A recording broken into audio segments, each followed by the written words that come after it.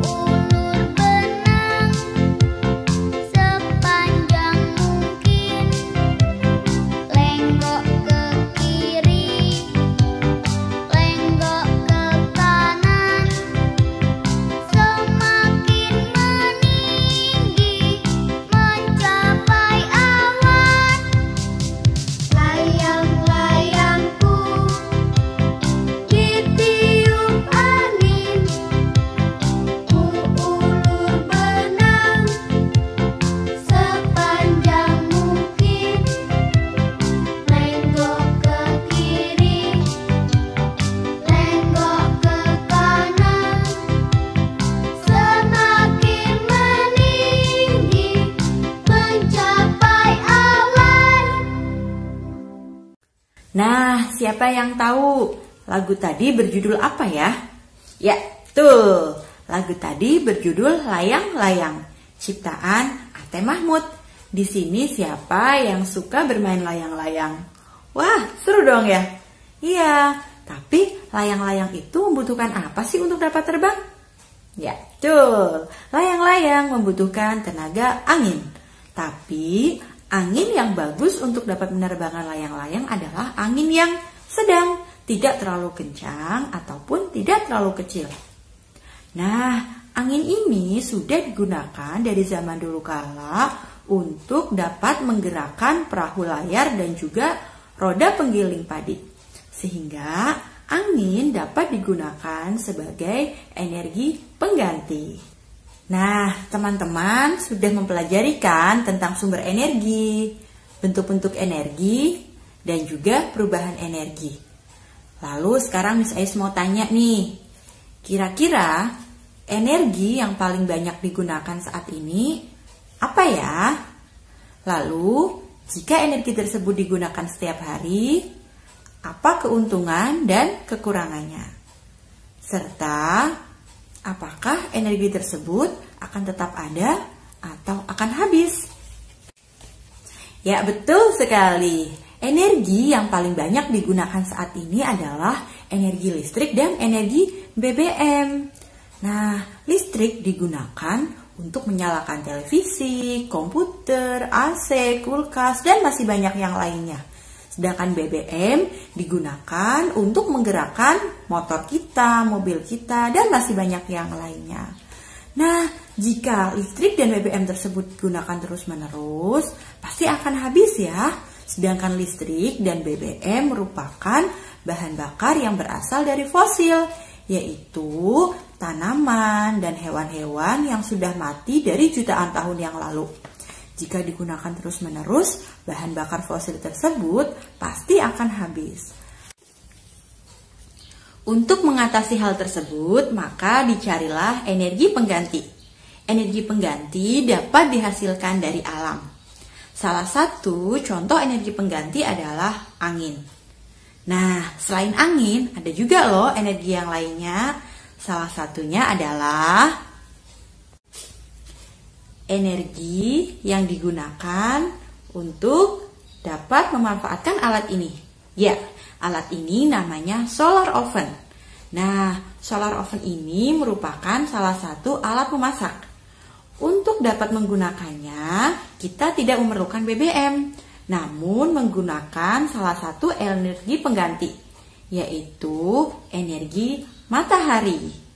Nah, untuk lebih jelasnya, teman-teman simak yuk video penjelasan dari Miss Ais berikut ini. Kali ini kita akan mempelajari tema 6, subtema 3 tentang energi alternatif. Tujuannya adalah agar kita bisa mengetahui sumber dan manfaat dari energi alternatif. Before we start our lesson, let's recite basmalah together. Bismillahirrahmanirrahim. Energi alternatif atau energi terbarukan adalah sumber energi pengganti bahan bakar fosil, di mana energi alternatif tersebut digunakan untuk mengatasi sumber energi yang banyak kita gunakan dalam kehidupan sehari-hari, yang jumlahnya semakin hari semakin menipis, serta banyak menimbulkan polusi. Contoh dari energi alternatif diantaranya matahari, angin, air, briket, dan biogas. Matahari merupakan salah satu sumber energi alternatif.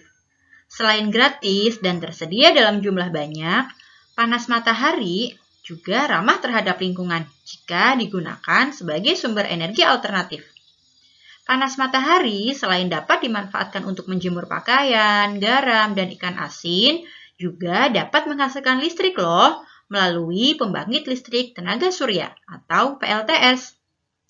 Energi yang berasal dari panas matahari dikenal dengan nama energi surya. Kini, energi surya sudah digunakan sebagai energi listrik melalui alat yang disebut panel surya. Lampu-lampu di tepi jalan dan beberapa rumah sudah menggunakan energi surya.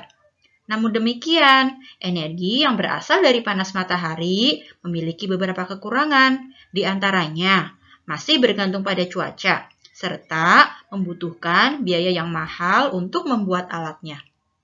Angin merupakan energi yang bergerak.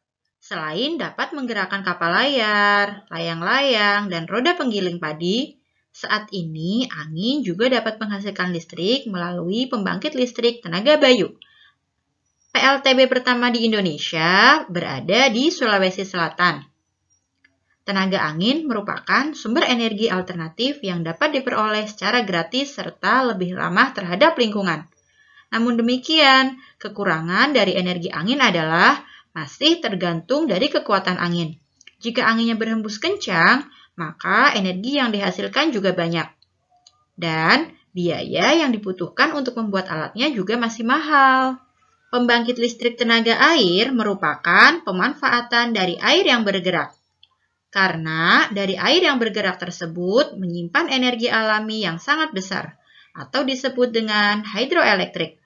Meskipun sumber energi alternatif air tidak akan pernah habis dan didapatkan secara gratis, namun cuaca juga masih menjadi kendala untuk menghasilkan energi listrik dalam jumlah besar. Serta biaya untuk membuat PLTA juga masih sangat mahal. Energi alternatif selanjutnya adalah briket. Briket adalah bahan bakar pengganti bahan bakar minyak. Briket berbentuk blok padat yang tersusun dari bahan-bahan yang mudah terbakar, seperti bambu, serbuk gergaji, atau tempurung kelapa. Briket memiliki kelebihan, diantaranya ramah terhadap lingkungan, biaya produksinya lebih murah karena memanfaatkan limbah. Briket juga mudah disimpan dan dipindah-pindahkan. Namun demikian, briket juga memiliki kekurangan, yaitu pijar apinya tidak mudah terlihat, serta briket ketika sudah menyala tidak dapat dimatikan dengan cepat. Biogas merupakan salah satu jenis energi yang terbentuk melalui proses fermentasi bahan-bahan limbah organik, seperti kotoran ternak, sampah organik, serta bahan-bahan lainnya. Proses pembuatan biogas dimulai dari mengumpulkan kotoran ternak pada sebuah bak pengaduk, lalu ditambahkan air hingga menjadi lebih encer. Setelah itu, kotoran yang sudah encer dialirkan ke dalam tangki pengolahan. Dalam tangki pengolahan, kotoran akan ditambahkan zat pembusuk. Proses pembusukan dilakukan minimal 14 hari hingga dapat menghasilkan gas metana. Gas metana dapat digunakan sebagai pengganti LPG untuk kebutuhan sehari-hari seperti untuk memasak. Kelebihan dari biogas adalah dapat mengurangi polusi limbah organik, serta lebih ramah lingkungan, dan proses pembakarannya tidak merugikan karena tidak mengeluarkan asap. Akan tetapi, untuk membuat biogas membutuhkan biaya yang mahal, serta butuh waktu yang lama. Selain itu, biogas memiliki kekurangan lain, yaitu tidak dapat dikemas dalam sebuah tabung. Setelah ini, teman-teman kerjakan ya worksheet 8 bahasa bermuatan IPA. Jangan lupa tulisannya yang rapi. Bagaimana teman-teman dengan penjelasan Miss Ais tadi? Sudah dapat dipahami? Alhamdulillah. Semoga Allah tetap melimpahkan kesehatan kepada kita ya. Dan teman-teman juga tetap harus semangat belajar dari rumahnya. Before we close our lesson, let's recite hamdalah together. Alhamdulillahirabbil alamin. Thank you for today. Miss Ais akhiri. Wassalamualaikum warahmatullahi wabarakatuh. See you next time.